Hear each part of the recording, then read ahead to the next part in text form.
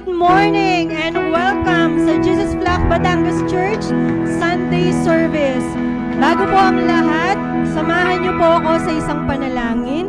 So lahat po ng ating ginagawa, let's stop. Let us prioritize and focus on our God. Dear God, thank you for this wonderful day that you have carefully chosen for us to gather together in your presence. Father God, nawa po lahat ng aming iisipin, sasabihin at gagawin, Lord, ay maging kalugod-lugod sa inyo. Father God, help us, teach us how to love ourselves and each other the way you love us. Father God, help us to see and understand our true value because of what Jesus did on the cross. Father God, we want to worship you. We want to glorify your name. We want to give you thanks and praise you. In Jesus' name we pray. Amen. Okay, makakaupo na po ang lahat. Thank you for standing. Ngayon po, babatiin muna natin ang mga tunay na bida sa ating buhay, ang mga tunay na nanalo sa ating mga puso. Sino kaya yung mga yon? Okay, pakiulit po. Ang sasabihin ko, good morning, Father God. Ay, ang hina. Mainit na nga, no? Lakasan po natin. May kasamang pag-aapoy sa ating mga puso ang pagbati natin sa ating Panginoon. Good morning, Father God! Good morning, Father God! Good morning, King Jesus! Good morning, King Jesus! And of course, good morning, Holy Spirit! Good morning, Holy Spirit! Alright. Ngayon naman po, babatiin natin ang ating mga sarili. Madalas hindi natin binabati, no? Magmumukha tayong ganon. But you know what? Diba sabi ni Jesus, love others as you love yourself. So, batiin natin. Okay? Sasabihin mo yung pangalan mo, ikaw lang, no? Self lang. Good morning, self! Good morning, self! I love you. Dapat ganon. I love you. Yeah, I love you. Alright. Okay. So, yan. Alam nyo, masarap sa pakiramdam na ikaw mismo, sasabihin mo sa sarili mo yung mga bagay na sinasabi ng Panginoon Diyos sa iyo. Diba? Yung mahal ka ng Diyos, mga ganong bagay. Kapag gising mo sa umaga, tapos parang negative na agad ang inilalagay ng utak mo sa iyong sarili, rebuke mo yon. Kayo, nire-rebuke ko kayo ngayon. Makinig kayo. Hindi naman. Sir Dennis, ano po yung Tagalog ng salitang verse? Talata. Salamat po, may babasahin lang po. Okay, nakalagay po sa awit, 66, talata, 1-4. Sumigaw sa galak ang mga nilalang. Tayo po ba yung mga nilalang ng Diyos? Yes.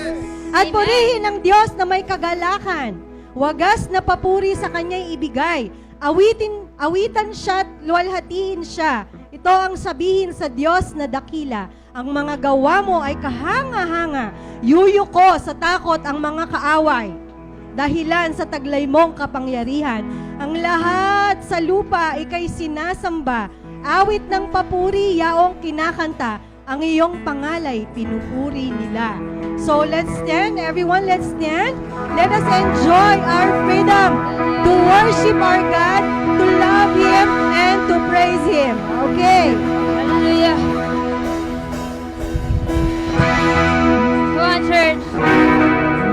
Let's sing praises to our Lord this morning, focusing on His goodness and His mercy that endured forever.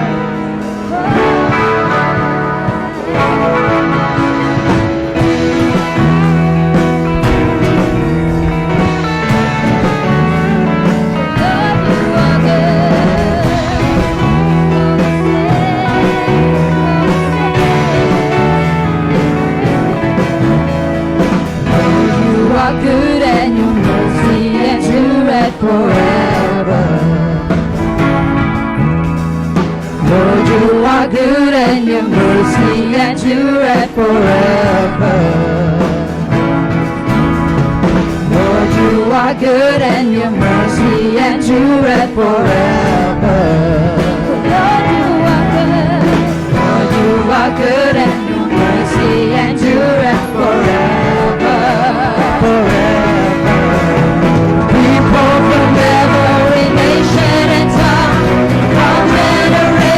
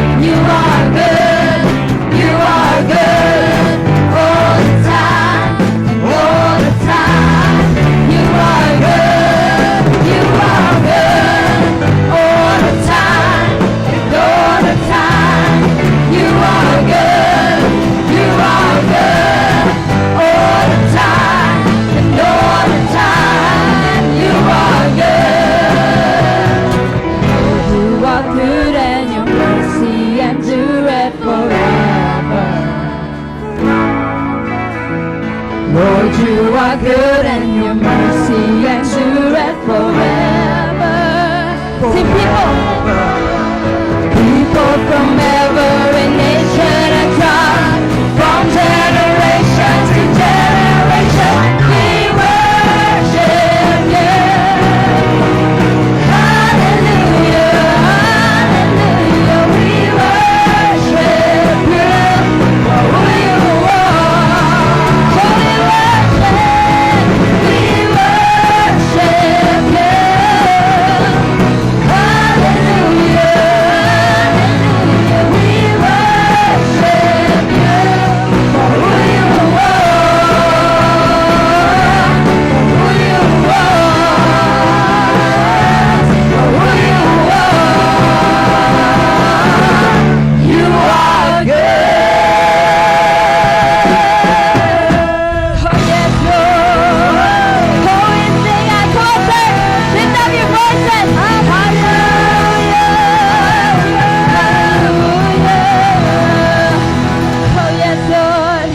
This is amazing grace. That's this is unfailing love, that you would take my place, that you would bear my cross, you lay down your life, that I would be set free. Oh, Jesus, I sing for all that you've done for me.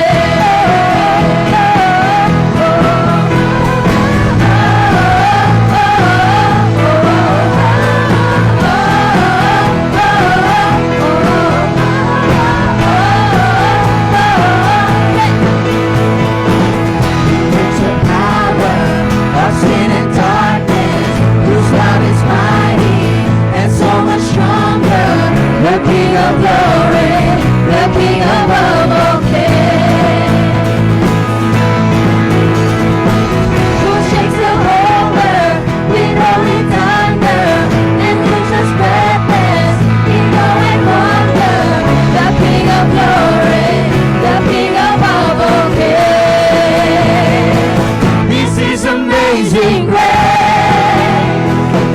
this is amazing love,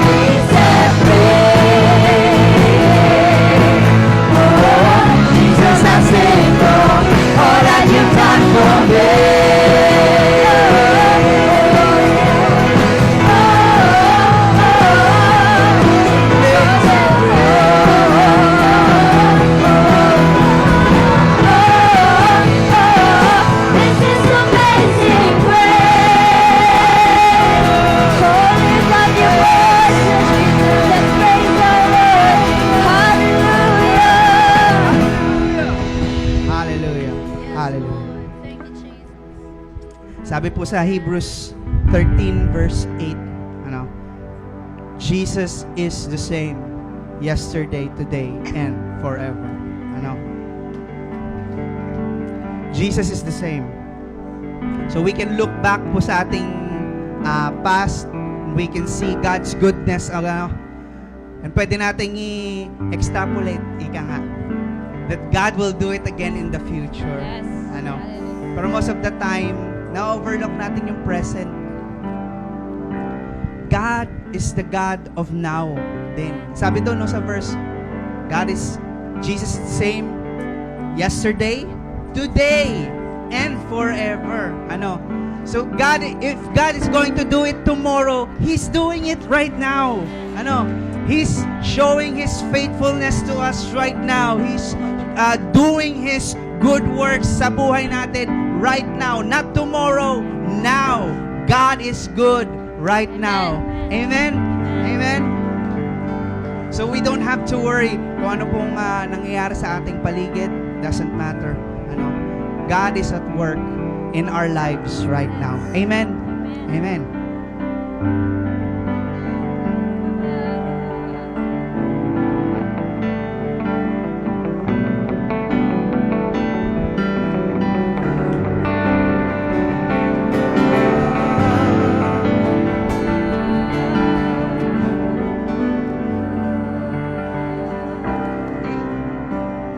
Isa po uli, intro po uli kami. Sorry.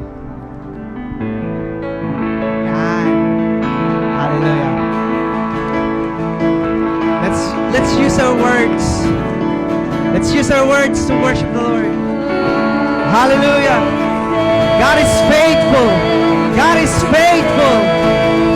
He's the same. He never changed. He never changed. If God was good yesterday, He is good right now, and He will be good tomorrow. Oh, He will never leave me nor forsake me. Thank you, Jesus. Yes. Where heaven's spawn creations is bright in all durations, treasures woven by His love. He's careful and safe hold us, safe within His promise, calling in on destiny. Oh, yeah. We're heaven's spawn creations, bright in adorations, treasures woven by His love. He's careful and safe hold us, safe within His promise, of calling and of destiny. Yes, oh, I will sing of all You've done, and I'll remember how far You carried me from beginning until the end. You are faithful, faithful till the end. The Father's heart has for me, a never-ending story of love that's always chasing me. Even right now, His kindness overwhelming, and hope for me unending is ever giving up on me. It's good right now. I will sing of all You've done. Now remember how far You carried me from beginning until the end. You are faithful, faithful. Say, I will sing of, oh, I will sing of all You've done, and I'll remember how far You carried me from beginning until the end.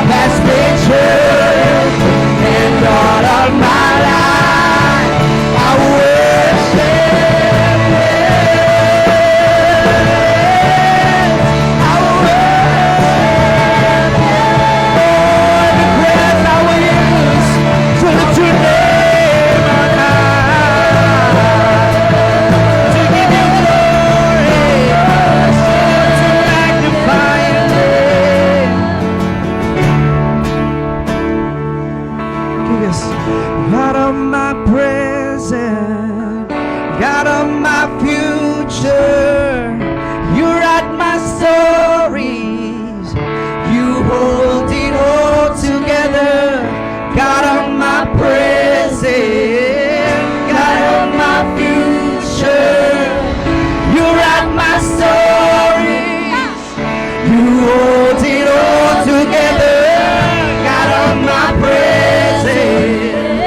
God of my future, you write my stories, you hold it all together. 'Cause you are my present, God of my future, you write my stories, you hold it all together. God of my present, my future, you write my story, you hold it all together. Oh, you hold it all together. You hold it all together. You are the Alpha and you're Omega. You're in the middle. You hold it all together. You are the Alpha and you're Omega. You're in the middle. You hold it all together. You are the Alpha and you're Omega. You're in the middle. You hold it all together. God is not just good yesterday. God is not bukas. Right now, here in the middle. He's good. He's good. He's faithful. He's faithful. In the middle, you hold it all together.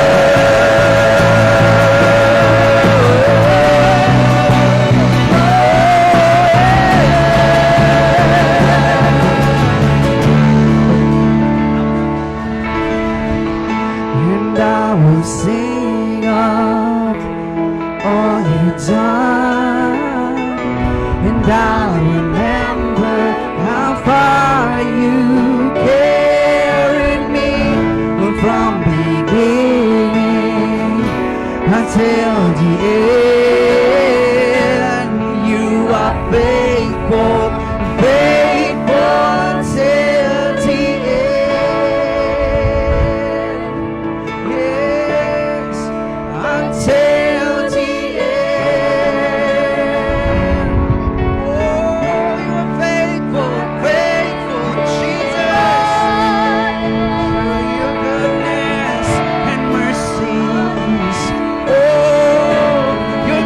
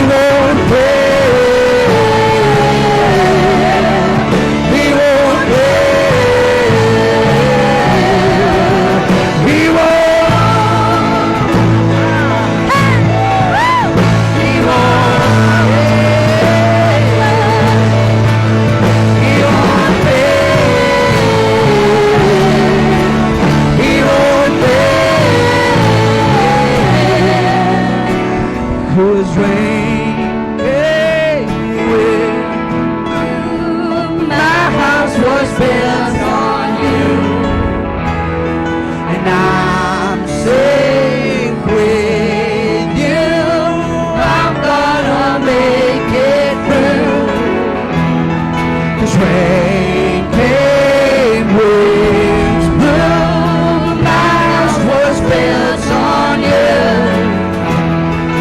I'm safe with you. I'm gonna make it. I'm gonna make it. It's my house. I'm gonna make it. My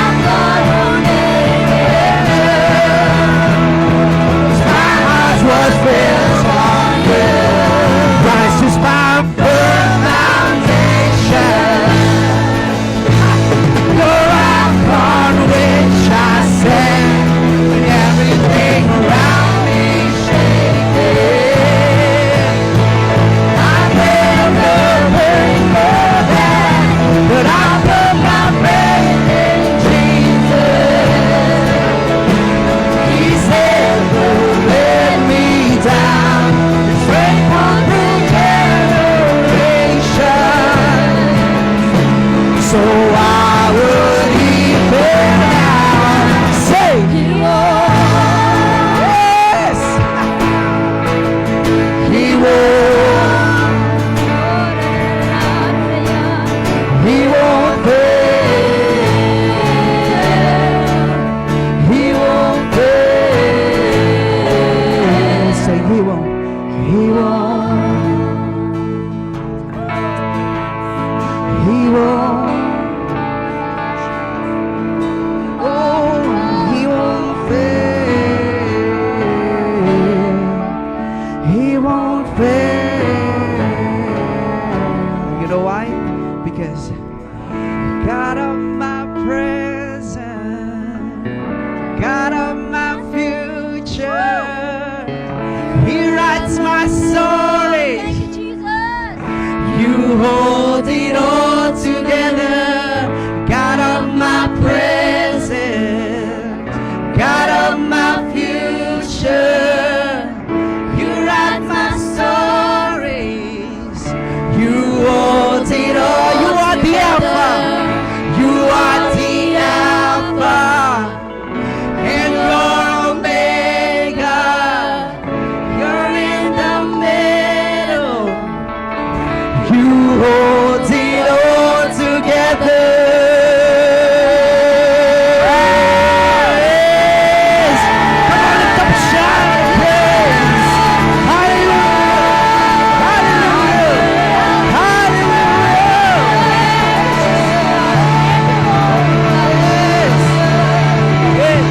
Hallelujah. He is faithful. He is faithful. Alam niyo po anong ibig sabihin nun, mga kapatid? Not only are we victorious yesterday and tomorrow, right now, we are victorious right now. If you're battling something right now, you are victorious right now because Jesus is the same yesterday, today, and forever. Come on, give the Lord praise. Give the Lord praise. Hallelujah. Hallelujah. Hallelujah. Oh, glory to the highest, to the highest. Because my God never changes. My God never fails, Lord. This is our declaration, Lord, this morning. We will stand, oh God, in the rock of our salvation, the firm foundation, Jesus Christ, our Lord and Savior. Everybody say, Amen. Amen. Alright. Malayo pa ang ating lalakbayin, di ba?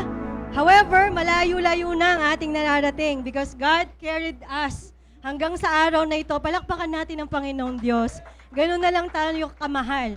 And it's so wonderful to think na ang ating Panginoong Diyos, He would be forever faithful until the end nga, di ba? So, right now, we're going to read some of the announcements. Okay, ito po talaga. Isa po sa mga napakagandang activities na pinagawa sa atin ng Panginoon Diyos, so pong small groups. Talagang nakikita po namin yung advantages at yung benefits sa ating mga kabataan. I can see tremendous, beautiful changes sa ating mga kabataan. Grabe, nakaka-bless. Sabihin ko na, banggitin ko lang, sa bahay pa lang namin may changes na. Oh God, praise you. Okay? So, mamaya po, meron ulit. Paki-check po sa inyong facilitators kung nasaan po yung inyong venue. I think yung kay Ma'am Leka sa kanilang house, si Kuya Nathan sa kanila. So, please check with your facilitator. And this one, yan nakalagay pala, team ni Ate Bev. Wow. Lahat sila after church. Okay, lahat po meron after church. Team Beverly, Team Ina, Ma'am Ina. Yan. And then of course, we have church ground sila. Team Leka, ito po hindi lalabas po no sa bahay ni na Mami Lea. Tama po ba? Sunday school. So pupunta din ako dyan, okay? And then of course, lagi akong kasama doon no? Team Nathan, kasama dyan yung aking gwapong-gwapong anak. Okay, sa Aspiras Residence. Ay nakakatuwa na kahit wala si Ate Julie, nagagamit ang kanilang bahay para sa Panginoon Diyos. Of course, we have Team LA, Team Lyuk. Anyayahan Residence sila. Okay, wag niyo pong kakalimutan, no? Every time na may pupuntahan po kayo, bring your water para hindi kayo ma-dehydrate. Yung food nyo, tanungin niyo yung facilitators. But it's so nice to share yung mga pika-pika. Okay, thank you for that. Next slide, please. Yan. Isa pang nakaka-bless. Face-to-face prayer meeting. Iba talaga, no? And we have noticed yung presence ng maraming kabataan. Nakakatuwa. Palakpakan naman natin. Nakakatuwa po. Walang init na init ng panahon makakapigil sa gawa ng Panginoon Diyos. Last Friday, nakakatuwa talaga, no? And then yung prayer after yung after ng election, it's getting heated, no? May arguments and all of those stuff. But then again, let us go back to who we are in Christ. Okay? And we are inviting everyone. Before 5, pumunta na po tayo para sa merienda. Let's pray this coming Friday. Meron po ulit. Kung sino pong gusto mag-volunteer for our meals, wag na po kayong mahiya. Okay? Magpalista na po. Now, ako po may personal request. Minsan po gumagawa po yung technical team o kaya po si pastor or minsan ako po may ginagawa sa Canva. Very basic and yet very effective yung pong simpleng parang post ng announcement for prayer meeting, yung mga ganon. Pakisend po sa ating mga kapatid at sa mga kakilala. Nakakatuwa po na it's very effective, very little yet very effective kasi nakikita mo, nakakataba ng puso na yung sinendan mo, nandun siya. Maaring nung Friday na una, hindi siya pumunta. Pero the following week, nandun siya, di ba? Maaring nung araw na yon down na down siya. Pero naalala niya, oy, may prayer meeting. I want to meet the Lord there with my family at Jesus Flock, di ba? Okay, so next po. Next slide, yan. Sa ngayon po, actually, hindi ko pa napoposto kasi inaaral ko po yung article na ilalagay ko kasi medyo nakamonitor yung Facebook account ko din sa in-enrollan ko. Kaya po yung explanation bakit hindi ko pa napopost. But everyone, please join us in promoting a very, very community-oriented and God, no, yung talagang God-centered, Bible-based education. Of course, ang ating school, Jesus Flock Academy. Now, nakikita nyo naman po ang mga kabataan ngayon being corrupted by this world. So it just shows not just education na patungkol sa mundo ang mahalaga. Yung talagang foundation sa Panginoon Diyos ang pinaka-importante. So with that, let's make it a point na i-share po natin ito. Kapag po nakita natin yung sa GC natin, na send po doon, paki-repost po siya, please. Makaka-expect po baka from you, nalilito ako, puro marami akong Tagalog na Kapampangan kasi, no? Pwede po magkapampangan. Buti pa si Sir Dennis, ang galing-galing. Pwede din, Kapampangan. Nanong buri mo, susunod. Lawen tayo itang susunod slide. Lawen tayo nung masanting. Alright. Okay, this one, Kids Outreach sa Parang. Actually po, malapit na itong mag-end, yung sa lesson nila. Kahit mag-e-end po yan, I'm pretty sure meron pang continuation kasi Ma'am Noemi will do other things para sa buhay ng mga bata doon. Praise God sa buhay ni Ma'am Noemi. And then I'm very excited. We're planning for the start na magko-commence na po yung sa Balibaguhan. So I'm going to meet some people from the Office of Balibaguhan Barangay Committee. this coming Monday, and then siguro makikipag-set ng appointment sa mga makakausap natin, and we're planning na merong from the Barangay Tanods para may security. And I'm encouraging everyone, if you cannot be present, no, yung kung hindi nyo kayang pumunta physically, you can actually help us out by giving us things to feed these people, kasi pinifeed natin sila sa souls nila. But then again, it would be a very good deed kung tayo po ay magbibigay ng something sa kanila. And I was just reminded, may mga bagay pa na for Taal that were left sa bahay kasi nga nagkaroon naman ng pandemya. So this time, we're gonna share those things also to Barangay Balibaguhan kids. Okay? So kung meron po kayong, alam ko po, lahat tayo gustong tumulong, and that's very wonderful. Please, paki-coordinate po kay Ma'am Eva o kaya po kay Ma'am Eka. Thank you so much for that. Nakakatuwa po yung photos, oh. Alam nyo, nothing beats kung yung talagang nandun ka. Okay? Punta po tayo doon. Iba po yung galak. Okay? So, also meron pa rin po yung Bible study with Kuya Nathan, no? Yan, ilan pa po yan sa mga activities nila. Okay? Next slide po. Lalo na po yung mga kabataan, vacation na, please join us, no? Magpagamit sa Panginoon Diyos. Yan, yung mga simpleng bagay. Alam niyo po yung tuwa nila pag nandoon. Yung mga from Jesus Flock, no? Nakakatuwa po talaga. I remember, konting chika lang po. When I was young, akala ko natamnan ako nung medyo matanda na ako. However, I have, parang dinigdip ko, hindi po pala, bata din akong ganyan. Pumunta lang ako doon kasi may merienda. Honestly, sa kapitbahay ng aming lola, tapos natandaan ko yung mga kinukulay-kulay-kulay namin, tapos yung sumasayaw-sayaw, no? Pero and yet, tingnan mo, oh, di ba? Tingnan mo, nandito na ako sa inyo. Bata pa rin naman.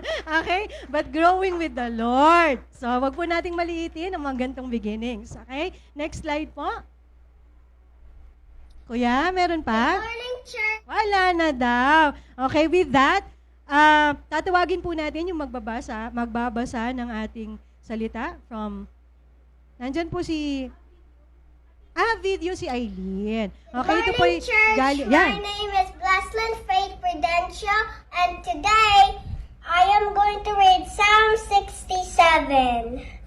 May God be gracious to us and bless us, and make His face shine upon us, that your ways may be known on earth, your salvation among all nations.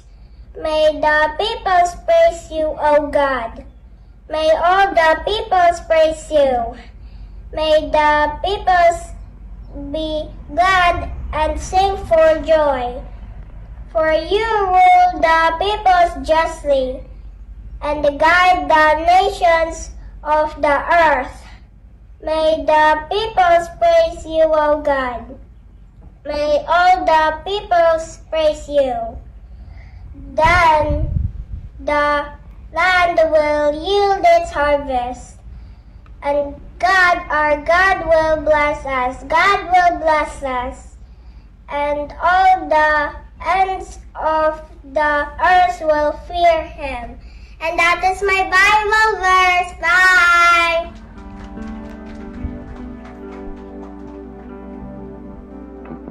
Let's all stand up and sing praise to the Lord as we give our tithes and offering.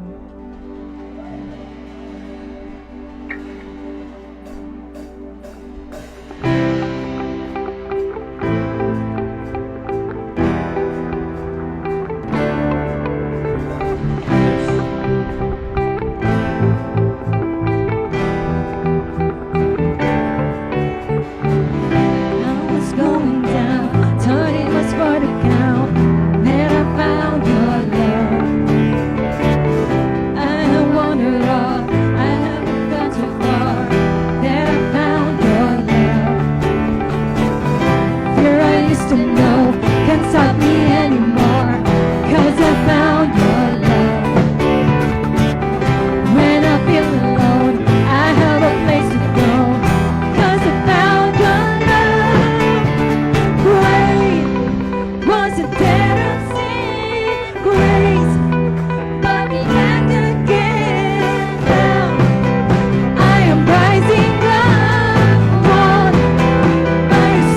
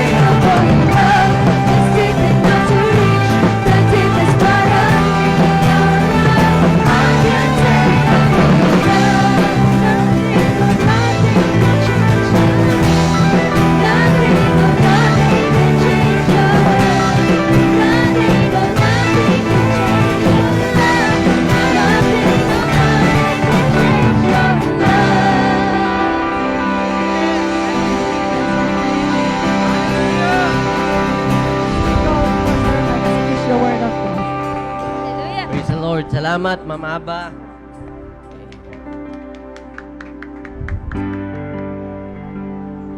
Mga bata, i-dismiss na natin. Thank you, parents, for coming with your children this very morning. Uncontainable love. Okay. Nawa ito ay mapunan ang inyong mga puso sa umagang ito. The uncontainable love of the Lord. Ayos ba kayo dyan? Ayos?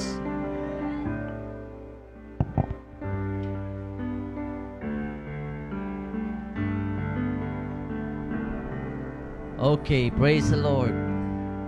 Mabanas po ang panahon, ano? Kaya 5 minuto lang ako preach. 5 minutes and 1 hour. Hindi, saglit lang to, saglit lang. Okay. Gusto niyo, wag na ako magturo, uwi na tayo. Saglit to, Mainit pala din sa stage.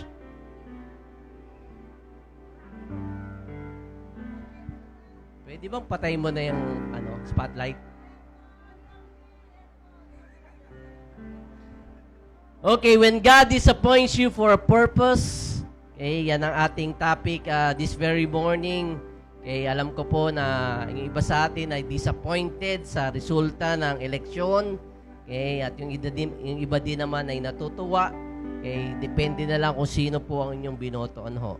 Okay, and today we are about to look dun sa regarding detours in life.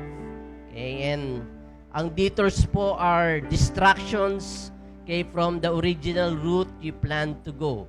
Pag kayo po ay sumakay ng inyong sasakyan, okay, bago kayo sumakay, ibig sabihin, meron na kayong pupuntahan, meron na kayong destination.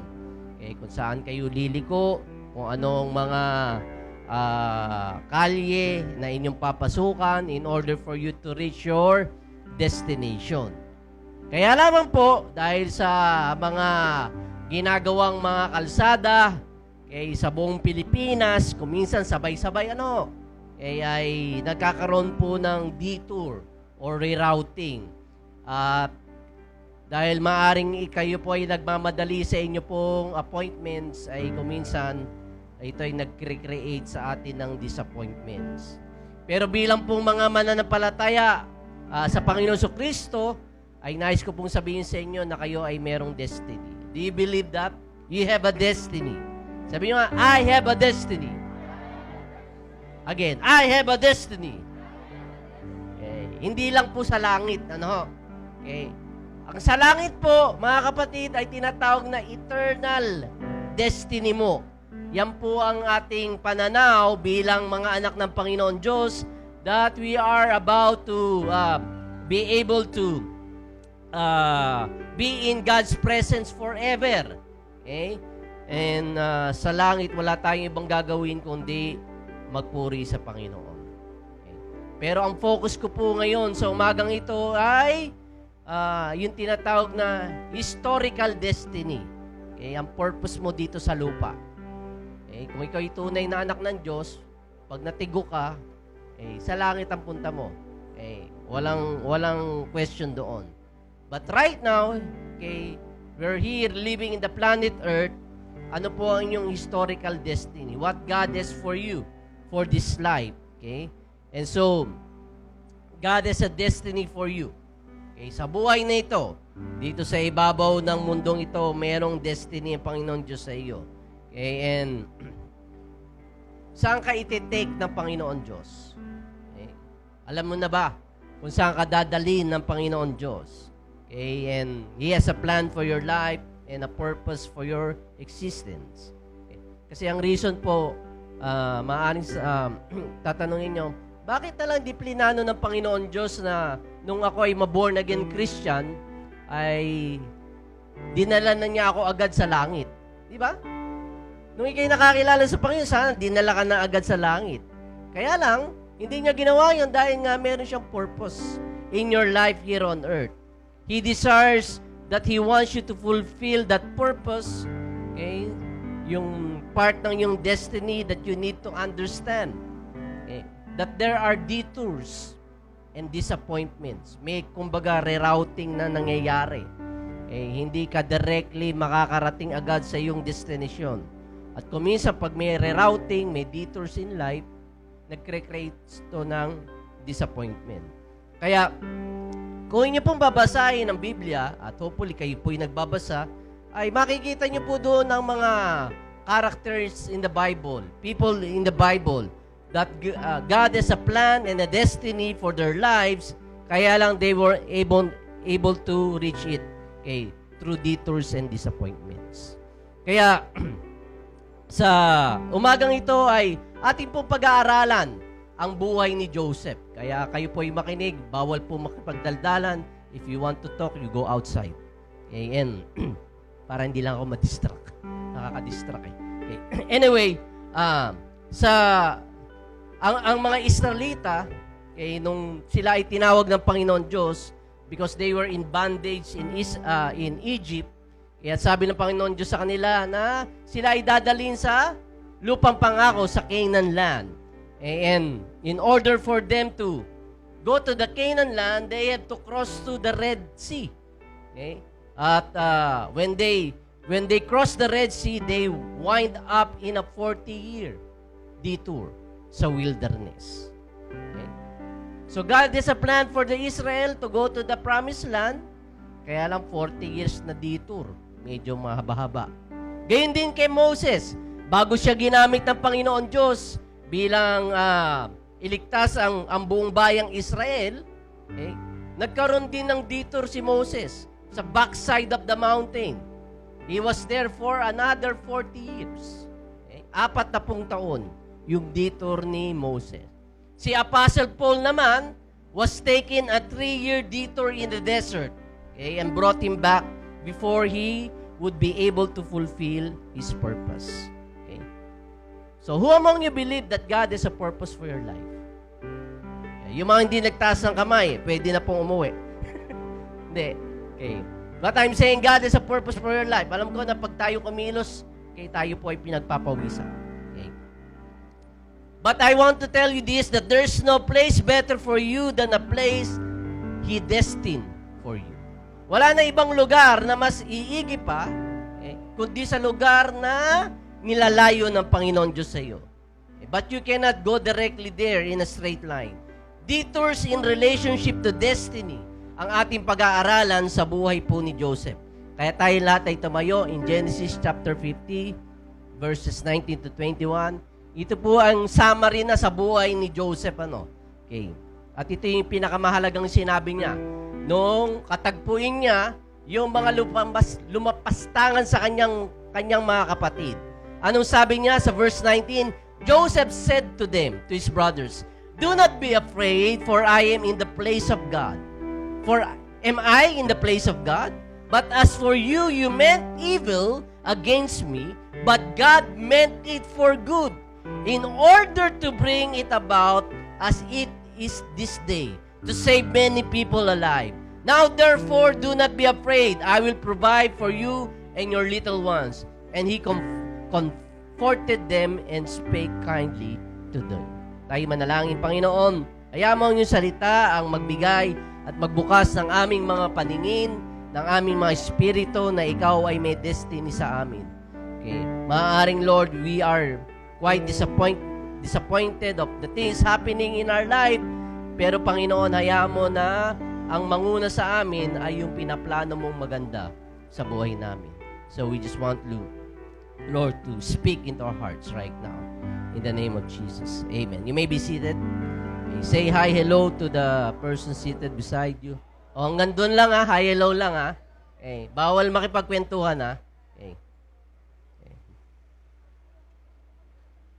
Okay. Doon sa verses na ating binasa in Genesis 50, kaya ang famous na speech ni Joseph sa kanyang mga kapatid, okay, dahil sa pagkakataong ito na si Joseph is the second highest rank in Egypt right now, okay, si Pharaoh ang hari, pero siya ang tinatawag na prime minister. Okay? Sa kanya lahat nakasalalay, sa kanyang mga kamay. Kaya nung kinatagpo sila ng kanyang mga kapatid at nagpakilala siya, na ako si Joseph. Okay. Yung binenta niyong kapatid. Okay. Pero sa pagkakataong ito, sabi ni Joseph, huwag kayong matakot. Okay. You meant it for evil, but God meant it for good. Okay. Sa destiny na nilalayo ng Panginoon Diyos sa atin ay kasama po yung evil saka yung good. Okay. Merong bad, saka merong good. Pero bago natin maintindihan itong makasaysayang pananalita ni Joseph sa kanyang pamilya, sa kanyang mga kapatid, ay kinakailangan magbalik tayo sa chapter 37. Okay. Sa beginning ng istorya ni Joseph sa kanyang buhay. In Genesis 37, I'll read to you starting at verse 2. Okay, this is the history of Jacob, Joseph being 17 years old. So nag-start pala ito during Joseph, okay, na 17 years old. Was feeding the flock with his brothers. Si Joseph po ay pang-11 anak ni Jacob. Okay, dahil si Jacob po ay mayroong 12 mga anak na lalaki. At yung labing dalawang anak niya mga lalaki ay galing sa 5 babae niyang asawa. Okay. 4 pala. 4 niyang asawa. And kung ating titingnan, maraming issues sa buhay ni Joseph. Okay. Just try to imagine the dynamics. Okay, na marami kang stepbrothers. Okay, galing sa 4 na iba't ibang babae. At dito makikita natin yung tinatawag na baby mama drama. Okay. Diba? May mga ganun. Kumisa mahirap tanggapin na meron kang kapatid sa labas, sa loob, sa kanto, sa... Mahirap tanggapin, di ba? Parang, kala ko ba kami lang daddy, bakit meron pang iba? Right? So, ito yung mga drama sa buhay. Yung dysfunctionality sa pamilya ni Joseph. At dito nakapaloob yung buhay ni Joseph. May dysfunctionality sa pamilya niya. At bukod pa doon, yung kuya ni Joseph na si Ruben, ay sumiping mismo dun sa concubine ng kanyang tatay. So medyo masalaula ang buhay nila, no? Parang ang hirap, mabigat, kumbaga. Yung kapatid pa niya si Simeon at si Levi ay mga mass murderers. Okay, mababasa niyo sa chapter 34. Okay. So mahirap, maraming issues. Okay, na kinakarap si Joseph sa kanyang pamilya. Pero sa verse 3, now Israel or Jacob loved Joseph more than all his children because he was the son of his old age. Also, he made him a tunic of many colors. Okay. So, dito may favoritism pa si Jacob. Okay. At ang favorite sa niya ay walang iba kundi si Joseph. Sa 12 niyang mga anak na lalaki, ang paborito niya ay si Joseph. Bakit paborito na si Joseph? Dahil si Joseph ay anak ni Rachel. Okay. Ang talagang babae na talagang pumbukaw sa damdamin ni Jacob. Okay. At dahil doon, natatangi na si Joseph lamang ang kanyang pinagawaan ng colorful robe. Okay? May kapote na iba-ibang kulay. Okay? So, mamahalin yung kanyang coat, yung kanyang robe. Okay? Kaya ano po ang nangyari? Definitely, may away. May sibling rivalry. Sa verse 4, but when his brothers saw that their father loved him more than all his brothers, they hated him and could not speak peaceably to him.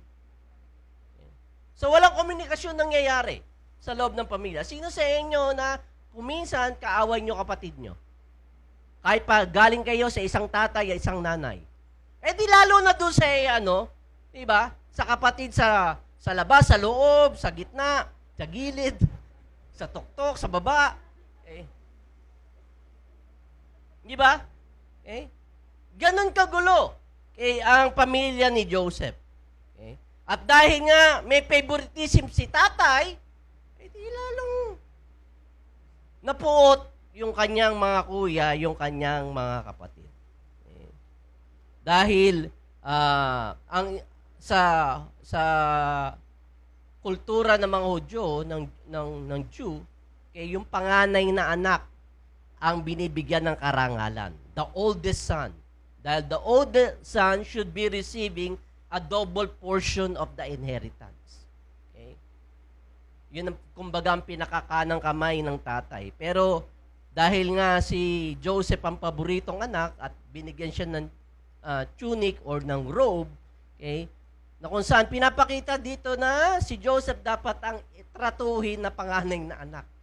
Okay? Kaya nagagalit ang kanyang mga kapatid. Okay? May sibling conflicts. Okay? Hindi sila nagko-communicate sa isa't isa because they hated each other. Peter, di ba? Minsan sa mga kapatid, pag sinuot mo yung kanyang damit, di ba?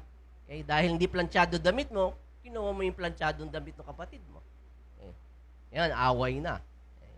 O kaya yung gamit, okay, hindi nagsabi, maaaring nagsabi, hindi naman narinig. Ay, meron to. Hindi ka narinig. Pabulong sinabi mo. Sinabi ko naman sa iyo, hindi ko man narinig. Pabulong. Meron. So, away na. Away. Okay. Nangyayari ba yan sa loob ng bahay? Oh. Ako, isang lalaki ako eh. Pangalawa ako sa panganay. Okay? Lahat ng mga kapatid ko, babae. Okay? Hindi ko naman hinihiram yung underwear nila, no? Okay. Kaya lang yung mga kapatid ko, minsan, hinihiram yung mga polo ko, yung mga t-shirt ko. Ang daya. Daya, hindi ko mahiram yung blouse nila. Kakainis. Joke lang. Okay. So, naroon ang tila conflict sa pamilya, hindi sila nagko-communicate. Naniniwala ba kayo ang komunikasyon ng pinakamahalagang aspeto sa loob ng pamilya? Kaya pag wala nangyayaring komunikasyon, ay talagang nako. Dito nga sa church, ang leaders, dapat lagi ko kino-communicate. Pag hindi sila nakikipag-communicate sa akin, nagagalit ako. Ay, umimik naman. Imik-imik po sa loob ng pamilya. Magtanungan, kamusta ka na anak, hindi dahil lagi mong nakikita sa loob ng bahay, at di nagsasalita. Kamusta yun? Kamusta na anak? Ano nangyari sa iyo maghapon? Kaya lang, walang komunikasyon. Mahirap po yun. Okay? So, ano man yung nangyayari between daddy and mommy in the past, ay pag walang komunikasyon, disaster po ang kahitatnan sa buong pamilya. In verse 5, now Joseph had a dream. Okay? So si Joseph ay dreamer. Okay? Yun ang kanyang, yun ang regalo, gift ng Panginoon Diyos kay Joseph. At hindi lang siya dreamer, ano rin pa rin siya. Nag-i-interpret din po ng dream. Okay? Kasi sa atin, di ba? Iba sa atin, dreamer. Laging binabangungot. Okay. Pero si Joseph, he interprets dream. Yun ang gift ni Joseph. Galing sa Panginoon. Now, Joseph had a dream and he told it to his brothers. And they hated him more. So he said to them, please hear this dream which I have dreamed.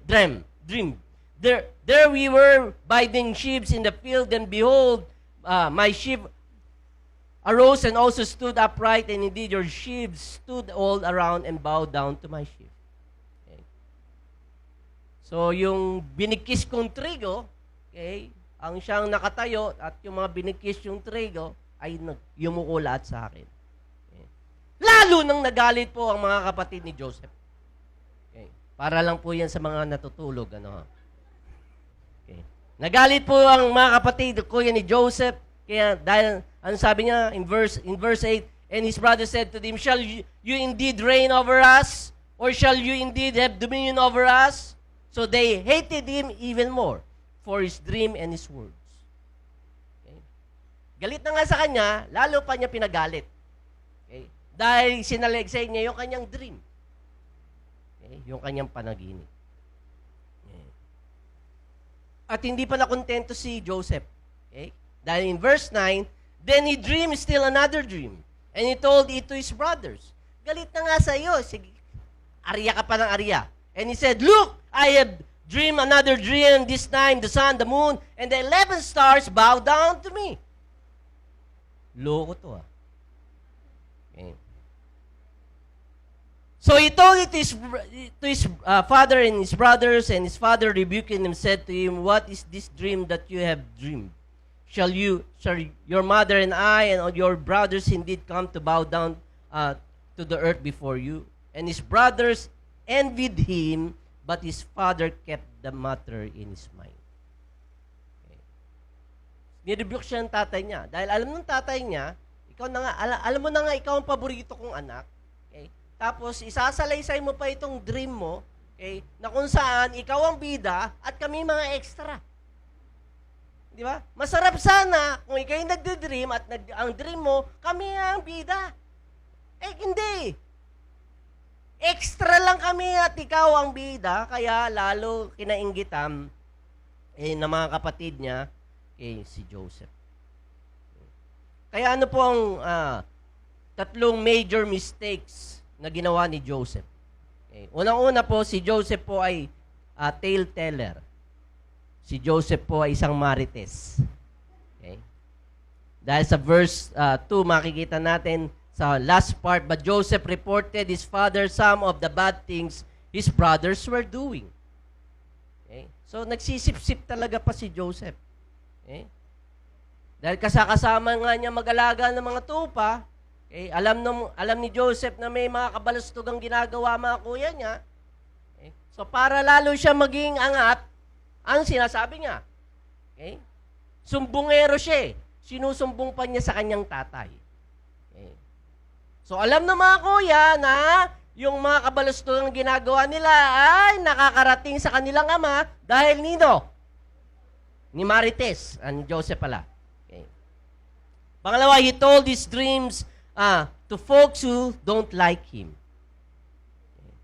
Isinasalaysay niya, inikwento niya yung kanyang mga dream doon sa mga tao na galit na sa kanya. Okay. Which means he doesn't know how to transfer information about what and when. Okay. Pag wala tayong maturity, okay, na ibubulalas natin, yung mga impormasyon na okay, kinakailangan sabihin sa tamang oras, sa tamang panahon. Okay? May mga dapat kayong sabihin sa tamang oras at sa tamang panahon. Okay? Di po ba? Okay. Pag mainit ang ulo ni tatay, okay, magsasabi ka pa ba ng masamang balita? Okay, hihayaan mo munang lumamig. Tama po ba? Okay. At pangatlo, okay, he's wearing his coat all the time. Kahit na mag-alaga ng tupa. Okay. Bit niya. Pinapakita niya yung colorful coat niya. Okay, sa kanyang mga kapatid. This rubs the favoritism of his dad among his brothers who do not like him. So those are the three major mistakes ni Joseph. Okay. So kung kayo ay paboritong anak ng iyong tatay at nanay, okay, at niyayabang niyo pa yon, ay medyo pumali. Lalo na kung may mga kapatid kayo na hindi naintindihan ang inyong kayabangan. Okay? Kaya po, okay, kinakailangan po nating bigyang pansin. Okay? So Joseph had a dream, okay, and he knows how to interpret dreams. Ito po ang kanyang uniqueness. Ito ang regalo ng Panginoon Diyos sa kanya. Okay? At yung regalo ng Panginoon Diyos sa kanya to dream and to interpret dreams, okay, ay gagamitin ni Joseph, okay, down the line in his life. Pero at this point, medyo immature pa si Joseph. Okay? Masyado pang bata. He's only 17 years old. Okay? So Joseph needs to grow. Joseph needs to realize his dream. Okay? And before he realizes his dream, bago ma-fulfill yung panaginip na ipinagkaloob ng Panginoon Diyos sa kanya, he has to go to some detours and disappointments in his life. Kanina kinanta natin, God never let us down. Totoo po yun. Never let us down.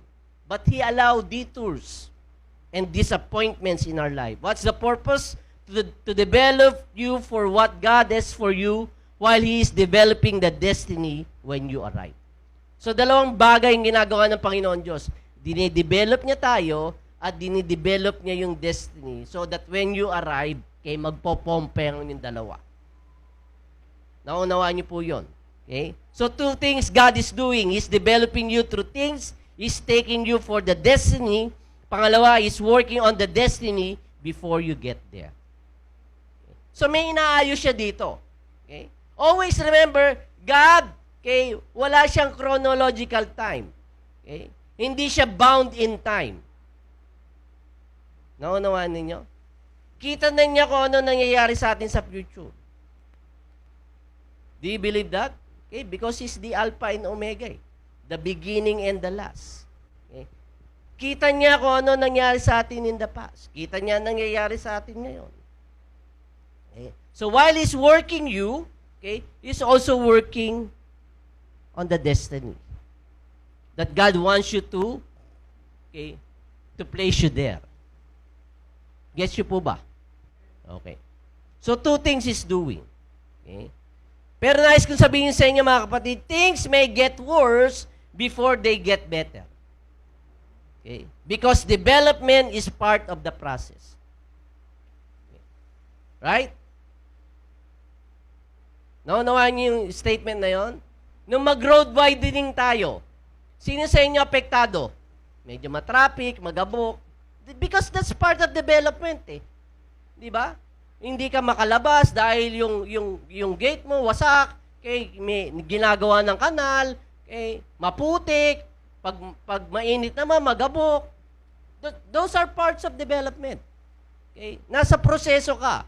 Okay? And things get worse before it get better. Pero right now, maluluwang na yung kalsada. Ang problema na lang yung mga poste. Di ba? Okay. Yun na lang. Okay.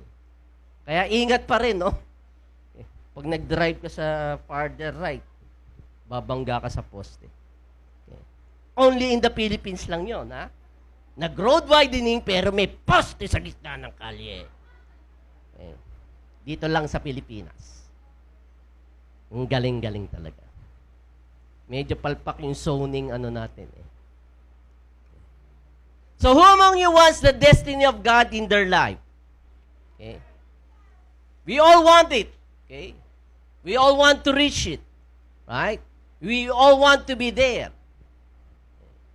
Kaya lang tanong, are you ready for it? Okay. Are you ready for that? Okay? Because the worst thing is to be where God wants you to be and be not ready for it. Why? Because you're going to mess up the destiny. If God puts you there, okay, and you're not ready, you're going to mess up the destiny. Masisira lamang. Masasayang lamang. Okay? God cannot give you the destiny if you don't allow Him to shape your character. God is in the business of character change. Okay? May mga tayo yung mga ugali nating magagaspang, okay, kinakailangang lihahin muna ng Panginoon Diyos. Dahil pag maggaspang yan at makipag-relate ka sa ibang tao, magaspang ugali mo, anong mangyayari? Masusugatan mo yung karelasyon mo. Okay? Naunawa natin? Kaya kinakailangan kinisin muna. Okay? Lihayin muna ng Panginoon Diyos. And the only person who is expert in character change is God. Because He's the one who made you. Okay? So in order for us to be ready, God is going to deal with your sins. He dealt it on the cross. Okay? Pero you need to believe what Jesus had done on the cross. If you're still living in your sin, then you haven't dealt with your sin yet. Kung ikaw ay namumuhay pa rin sa kasalanan, okay, at alam mo kung ano yung mga kasalanan ginagawa mo, okay, then God is speaking to you. Okay? Maaari nakakatakas ka, but I believe, brother and sister, is going to expose you.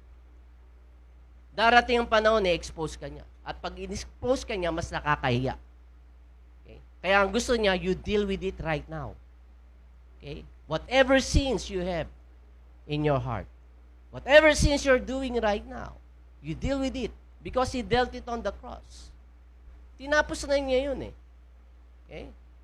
Gusto mo ba pabalikin ng Diyos ang Panginoon Kristo para ipako muli? Oh. It's already finished. Tinapos na niya yun. Okay? Ang problema ay sa iyo. Finish ka na ba sa kasalanan mo? Okay? So you need to deal with that. Okay? In order for you to what? Okay? To reach your destiny. You are not going to reach your destiny if you haven't dealt with your sin. Secondly, you need to promote righteousness. Namumuhay ka ba ng matuwid? Okay. Also, allow Him to mature you. Okay? Yung maturing process ng Panginoon Diyos, medyo nga nakaka-disappoint. Okay? Kaya kung hindi niya gagawin yon, God is saying, so I got to disappoint you first in order for you to go to the process of detour. Okay? And God is saying, things is going to get worse. Okay? Things is going to get worse. You like it? Okay, we don't like things getting worse, right? Gusto natin sa buhay natin, banayad. Okay, maayos ang lahat. Pero hindi po yun ang buhay. Tama po ba? Okay. There are detours in life. Kaya ano nangyari? Okay. Galit ang kanya mga kapatid sa kanya. Okay, at siya ay kinainggitan. Sa verse 13, when they had gone for some time, Jacob said to Joseph, your brothers are pasturing the sheep at Shechem. Get ready and I will send you to them. Okay. So he went on a trip. Inutusan siya ng kanyang ama. In verse 18, listen. Okay. Now when they saw him afar off, yung kanyang mga kuya, even before he came near them, they conspired against him to kill him. May banta na. Okay? Natotodasin na nila yung tinik sa kanilang mga dibdib. Yung paboritong anak ng kanilang tatay. Then they said to one another, look, the dreamer is coming. Come therefore, let us now kill him, cast him into some pit, and we shall say some wild beast have devoured him. We shall see what will become of his dreams. Okay. Pero in verse 21, but Reuben heard it, and he delivered him out of his hands and said, let us not kill him. And Reuben said to them, shed no blood, but cast him into this pit, okay, which is in the wilderness, and do not lay on him. Okay. Huwag nang dumanak ang dugo. Okay. Huwag na natin siyang patayin. Okay. Itapon na lang natin siya dito sa malalim na imburnal. Okay. Verse 23. So it came to pass when Joseph had come to his brothers, they stripped off his tunic. Okay. Tinanggalan siya ng kanyang kasuotan, ng kanyang robe, the tunic of many colors that was on him. Okay. So whenever you are walking into your destiny, the things that God has planned for you, there's going to be detours. Okay? At kasama sa detour that God is going to strip you down. Huhubaran ka. Okay? Na mga bagay na importante sa iyo. Sa palagay mo ba yung colorful robe ni Joseph ay importante sa kanya? Yes. Okay. But he was stripped of his robe. Okay. So when you are in God's design detours, things will get worse before they get better. Gusto natin when we come to the Lord, nung tayo makakilala sa Panginoon, gusto natin maging banayad ang buhay. Maging maayos ang buhay. Oh, ayusin ng Panginoon Diyos ang buhay mo. Pero you need to go to detours. Okay? And sometimes when you're in the detours, God is going to, you think God has disappointed you. Okay. So what I'm saying, brother and sister, you are going to be stripped of something that you embrace much, of something that you love much. Okay? Yung robe symbolizes yung covering kay Joseph. symbolizes ng kanyang ego, ng kanyang pride, ng kanyang yabang. Alam natin, okay, if we humble ourselves in the Lord, in due time, He's going to exalt Him. Right? Okay. Pero anong nire-resist niya? Okay. Anong tinatanggihan ng Panginoon Diyos? He resisted the proud. Okay. So si Joseph may yabang din eh. Okay. Dahil alam niya, someday, may dream ang Panginoon Diyos na binagkalob sa kanya, yuyuko kayong lahat sa akin. Lahat kayo yuyuko sa akin. Okay. At dahil yuyuko kayo sa akin, kita nyo, at 17 years old, meron na akong colorful robe. Anong kulay ng robe ninyo? Wala. Kulay putik. Sa akin, colorful. Okay. Yun ang nasa isip ni Joseph. Okay. In verse 24, then they took him and cast him into a pit. Okay? And the pit was empty. Say, empty. And there was no water. Say, no water. Yeah. Look at that. The pit is empty and no water. Okay? It means it is a situation that you cannot fix. Ginawa ba ni Joseph yung pit na yon, yung hukay na yon, yung imbornal na yon, ginawa niya? Did he created that for him? No. Eh, paano siya napapunta doon? Ha? Paano siya napapunta? He was thrown there by his brothers who hated him. Yung mga taong napuput sa kanya, doon siya inilagay. At yung kinalalagyan niya, sinabing no water. Nothing to nourish him. Nothing to refresh him. It is a dry place. Pag doon ka tinulak ngayong summer, madedehydrate ka. Right? Nothing to refresh you. Walang tubig.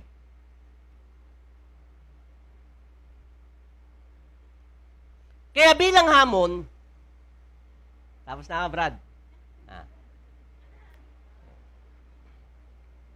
Part 1 pa lang po ito. Okay. Next time na ang part 2. Bilang hamon po, okay. If you are here today and you want to reach your destiny, okay, there's going to be dry spots along the way. There's going to be dry place along the way. Okay? Maaaring sasabihin nyo, nothing seems to be happening. Okay? And you find yourself in a dry place. Stuck ka doon. Walang pwedeng kumuha sa iyo doon. You're stuck there. Okay? Kaya ano sa palagay nyo ang iniisip ni Joseph? Joseph was a dreamer. Okay? So, anong iniisip ng isang dreamer? Okay? So, ang iniisip ni Joseph ay shattered dreams. Okay? May bumasag ng kanyang pangarap. May bumasag ng kanyang panaginip. Yung panaginip na ipinagkaloob sa kanya ng Panginoon Diyos ay hindi nila mapapangyari. Why? Because he's in the pit. He is in the dry place. And what else? Even his colorful robe was taken from him. So sa isip niya, Panginoon, akala ko ba, okay, I can achieve something. Okay. I will be something. I'm wearing a colorful robe. Okay. But this colorful robe was taken from me. So from a colorful robe to a hole. I'm stripped down. Anong natira sa kanya? Kanyang underwear, undergarment, because he was stripped. So it brings disappointment to him, right? Sinasa niya may mga pangarap sa buhay na tila hindi mapapangyari. Nakaka-disappoint yun. Okay? At sino sa kanya nagbigay ng dream? He knows that it came from God. Okay. So, kanina siya disappointed? Sa Diyos. Maaaring di natin sinasabi, pero sometimes we are disappointed with God. Yung mga pinapangarap natin sa buhay na tila hindi mapapangyari sa atin. Maybe Joseph is telling to himself, how could this be? Okay? Bakit nyo, Panginoon, pinabayaan ako na itapon ako ng aking mga kapatid? Akala ko ba mahal mo ko, Panginoon? Akala ko ba may plano ka sa aking buhay? At ang pinakamasakit sa lahat, okay lang kung aking mga kaaway ang gagawa nito sa akin eh. Pero sino bang gumawa sa kanya nun? Mismo kanyang mga kapatid. Yun ang pinakamasakit. Mismo mga kapatid mo ang gagawa sa iyo, ang magtratrato sa iyo ng mga bagay na yun. So Joseph is in a hole, no way out. Do you feel the same? Seems hopeless situation. As I've said, detour is a divine design to contribute to the construction of your character. Anong hinuhubog sa iyo ng Panginoon Diyos? Para maging mayaman ka? Para maging sikat ka? Yung bang hinuhubog sa iyo ng Panginoon Diyos? Hindi. Ang hinuhubog sa iyo ng Panginoon Diyos ay yung attitude mo, yung character mo magaspang. 20 years ago, 30 years ago, hindi naman ganito karakter ko eh. Magaspang po ang karakter ko. Magaspang akong pagiging pastor. Marami akong nakaaway na church members. Maraming umalis. Pero ang tao po yung nagbabago. Because God is in the business of character change. Kaya dinadala tayo ng Panginoon Diyos sa dito. So God must address your character first in order to mature you.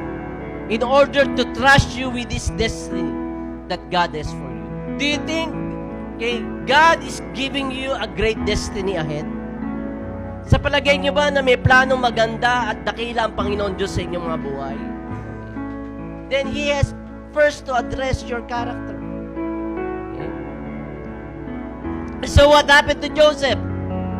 In verse 25, then they lifted their eyes and looked, and there was a company of Ishmaelites coming from Gilead with their camels, bringing spices, balm, and myrrh. And on their way, they carried them down to Egypt. So Judah said to his brothers, napag-isipan ni Judah, what profit is there if we kill our brother and conceal his blood? Come, and let us sell him to the Ishmaelites, and let not our hand be upon him, for he is our brother and our flesh. And his brothers listened. Then Midianite traders passed by, so the brothers pulled Joseph up and lifted him up of the pit and sold him to the Ishmaelites for 20 shekels of silver, and they took Joseph to Egypt. Okay? So in-underline ko dyan, they lifted him out of the pit and took Joseph to Egypt. Okay? So his brothers got rid of him by selling him to slavery. Ibinenta na lang nila yung kanilang kapatid na kinapuputan para maging alipin.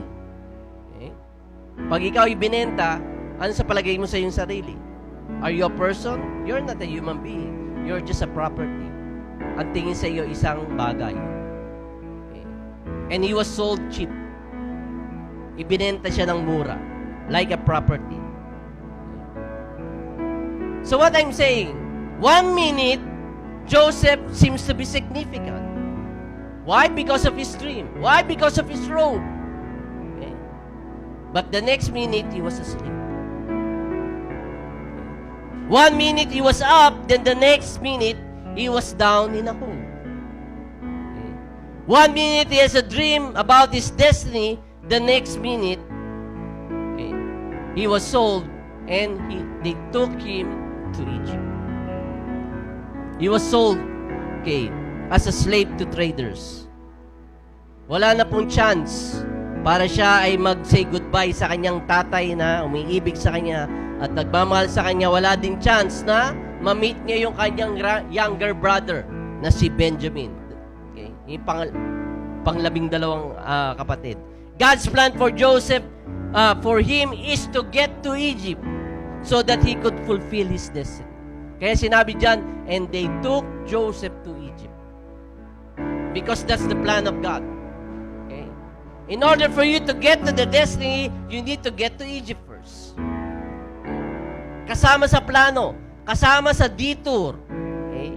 Yung bagay na yun. Kaya mga kapatid, bilanggit ko sa inyo, pinabasa ko sa inyo ang chapter 50 ng Genesis, and we need to go back to chapter 37 at the age of 17 years old para maintindihan natin ang pangyayari sa buhay ni Joseph. Dahil kung babasahin mo lang chapter 50, he became a prime minister. Wow!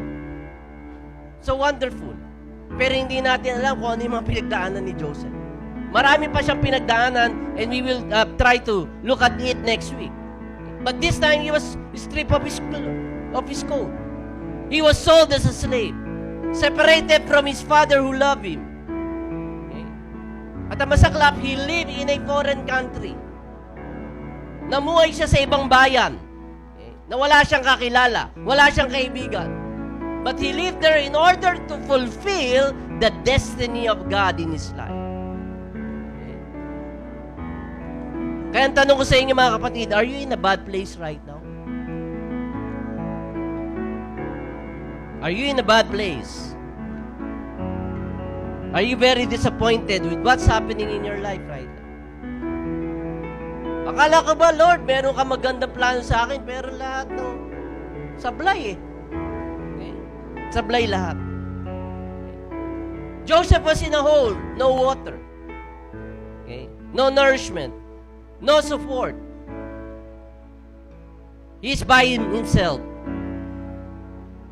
Mga kapatid, maybe this time God is calling you. Okay? Tinatawag ka ng Panginoon Diyos. Maybe you need to pray. Okay? Ano ang mga dumating? Yung mga Ishmaelites, mga Midianites. Okay? Ano ba sila? Kalaban sila ng Israel, di ba? Okay. And sometimes, even your enemy will be able to help you. Okay. Maging ang kaaway mo, ang tutulong sa iyo. Hindi mo maaaring malaman, hindi mo kaya i-figure out that even your enemy, okay, will be used by God to help you. Okay? Dahil when the Midianites pass by, the traders pass by, anong naisip ng mga kapatid? Ibenta na lang natin si Joseph. Ano bang una nilang reason? Ano bang una nilang plano? Is to kill him Pero God did not allow that. Why? Why did God did not allow for Joseph to be killed? Because he has a destiny. Okay? And the part of the destiny of God to Joseph is to take him to Egypt. That's the place where I want you to be. Okay? Para kay Joseph. The same thing. The place that you are in right now, you don't like. Okay? Mga iba sa inyo ay napalayo, okay? Pinapunta din because of the financial things or dahil nga sa mga nangyari sa pamilya mo or whatever it is. Maaaring hindi mo gusto ng tatay at nanay mo ngayon. I really don't know. Okay. So whatever your situation in right now, if you believe God has a plan and a destiny for me, okay, what I'm saying to you is that you are in a detour. Okay. God is changing your character. Why don't we all come to Him right now? Let's worship Him. Naniniwala po ako na God is not going to let you down. Okay? Ang Panginoon Diyos po ang makakasama natin sa lahat ng pagkakataon sa ating buhay. Kaya, He will remain faithful in our lives. Why don't we worship Him right now?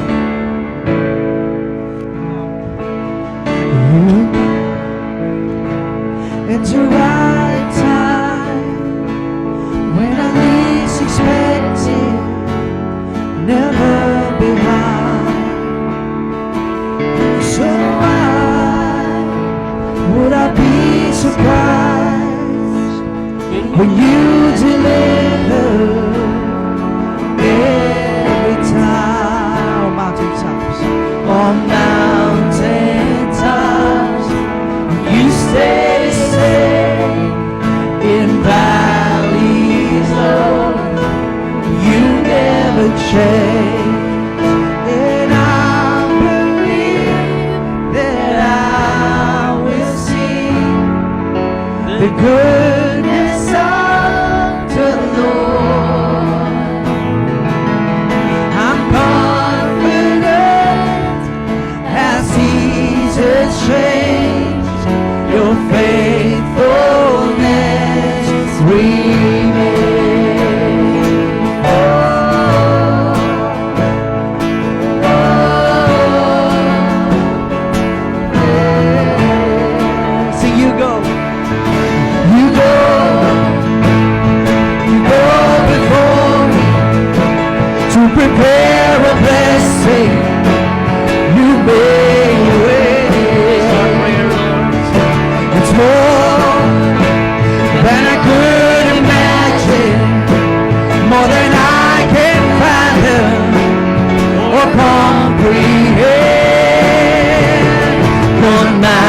mountaintops, you stay the same.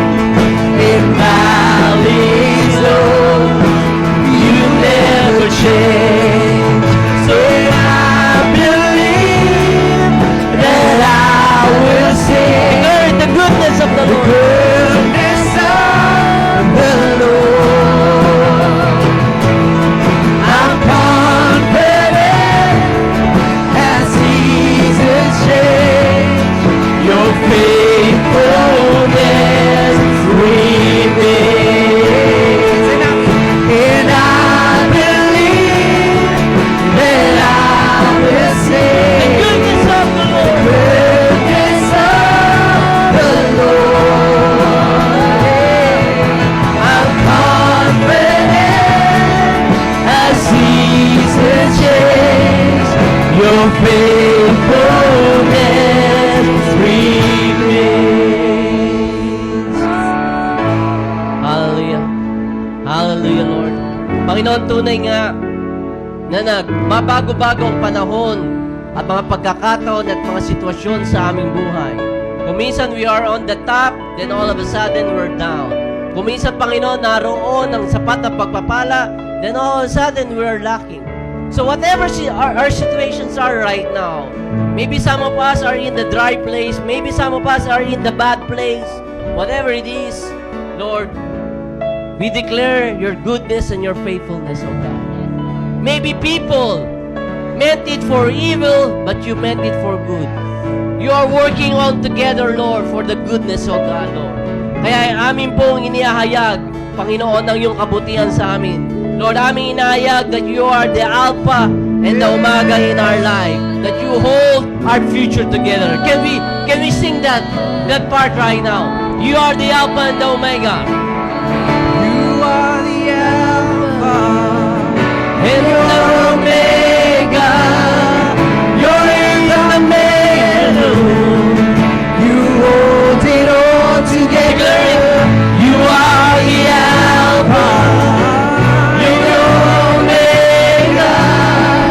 You're in the middle. You hold it all together. You hold it all together. You are the Alpha and the Omega. You're in the middle. You're in the middle. You hold it all together. You are my Alpha. You are my Omega, Lord. And you are in the middle. You're in the middle. You hold it all together. Oh, and I believe it. And I believe that I will sing the goodness of the Lord. I'm confident as seasons change, your faithfulness remains. Again, and I believe that I will sing the goodness of the Lord. I'm confident as seasons change. You are faithful, God. Faithfulness remains. There wasn't a day that you are by my side. There wasn't a day that you let me go. And all of my life, your love has been true. And all of my life, I worship. There wasn't a day. There wasn't a day that you got by my side. You're always there, Lord. There wasn't a day that you let me go. And all of my life, your love has been true. And all of my life, I will worship. Lord, whoever we are, Lord, maybe we are in the dry place right now. Maybe we are in the bad place, oh God, Lord. Ano man ang sitwasyon, I will worship you, oh God, Lord. I will worship you. Come on, lift up your voice to Him. Just worship Him whatever your situation are. Lord, I'm going to worship you. It will never stop me worshiping you. Whether I am in a dry place, Lord, whether I am in a bad place, oh God. I'm going to worship you. I'm going to worship you, oh God, Lord. I'm going to worship you. Even if situations in my life seems to be hopeless, oh God. I know, Lord, I'm just in the detour, oh God, Lord. Lord, pansamantala lamang, Lord. Temporary lamang ang mga bagay na ito, Panginoon. Because, Lord, you prepare, Lord, a better place for me, oh God, Lord. Mayroon kang, Panginoon, maganda, nilalayon sa aking buhay, Panginoon. And I trust your word, oh God. I'm going to trust your word, oh God, Lord. Salamat, Panginoon. Salamat, oh Diyos, oh God, Lord, na ako'y binabago mo. Inuhubog mo, Panginoon, ang aking mga maling pananaw. Inuhubog mo ang aking mga maling, Lord, ugali, Panginoon. Ang mga magagaspang mong karakter, Panginoon. Lord, I'm going to love you, oh God, Lord. And I'm going to worship you, oh God, Lord. Father, thank you for holding things together in my life, oh God. We might not comprehend it, we might not be able to figure it out. Pero ikaw, Panginoon Diyos, ikaw, Panginoon Diyos, ang may control ng lahat, Panginoon. Lord, I thank you, Lord, for taking me into a detour. And thank you, Lord, that, Lord, maaring masama at hindi ka nais-nais ang aking nararanasan. Pero ang importante, Panginoon, kasama ka namin. Kasama kita, Panginoon, sa mga problemang ito, sa mga suliranin na ito. Kaya, Lord, dinanais ko na makita ko, O Diyos, ang mapagpala mong kamay, ang siyang umabot sa akin, Panginoon. Kung ako man, Panginoon Diyos, ay hulog, Panginoon, into this hole, O God, that I cannot have, Lord, cannot be able to help myself, but it is your hand who's not too short. Lord, ang aabot sa akin, Panginoon. And so here we are, O God, Lord. Lord, here we are. We want to worship you and give you praise, O God. Thank you for your word. Thank you for your message, O God. And this we pray in Jesus' name. Everybody says, Amen and Amen. Palabakan natin, Lord. God bless you po. Okay. 10:15, yes. Okay. Para maaga tayong maka...